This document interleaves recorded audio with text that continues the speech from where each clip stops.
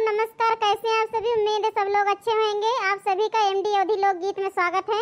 आज एक बहुत सुंदर, बहुत प्यारी देवी गीत लेके आई हूँ माता रानी की। आप सबको जरूर पसंद आएगी। थोड़ी भी पसंद आ गई तो लाइक सब्सक्राइब कर देना। चलो शुरू करते हैं। काली काली लट छितरवलु गजब कई दिहलु हे मैया। काली काली लट छितरवलु गजब कई दिहलु हे मैया। काली काली लट छितरवलु गजब कई दिहलु हे मैया। पहिल पहिल मैया बाग में गईली, पहिल पहिल मैया बाग में गईली। मलिया के बिगड़ी बनवलु गजब कई दिहलु हे मैया। मलिया के बिगड़ी बनवलु गजब कई दिहलु हे मैया।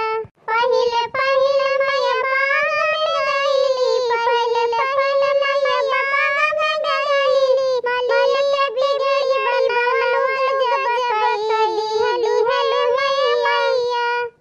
काली काली लट छितरवलु गजब कई दिहलु हे मैया।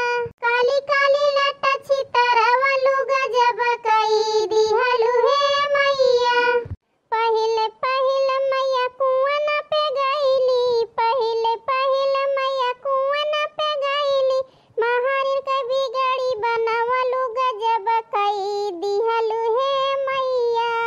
महारिन के बिगड़ी बनवलु गजब कई दिहलु हे मैया।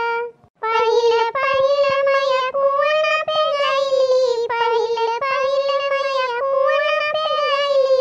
महारिन के बिगड़ी बनवलु गजब कई दिहलु हे मैया।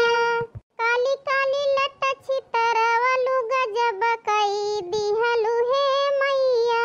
काली काली लट छितरवलु गजब कई दिहलु हे मैया। पहिल पहिल मैया घरवा में औली, पहिल पहिल मैया घरवा में औली। बाझिन का देहली बलकवा गजब कई दिहलु हे मैया। बाझिन का देहली बलकवा गजब कई दिहलु हे मैया।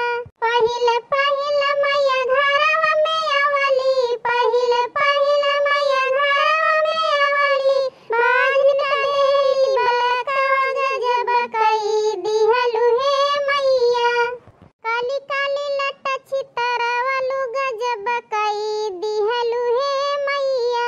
काली काली लट छितरवलु गजब कई दिहलु हे मैया। हाँ तो दोस्तों, कैसी लगी हमारी देवी गीत कमेंट में जरूर बताना। थोड़ी भी अच्छी लगी होगी तो लाइक सब्सक्राइब कर देना। मिलते हैं ऐसे और गीत के साथ। तब तक के लिए बाय बाय। तब तक के लिए खुश रहिए।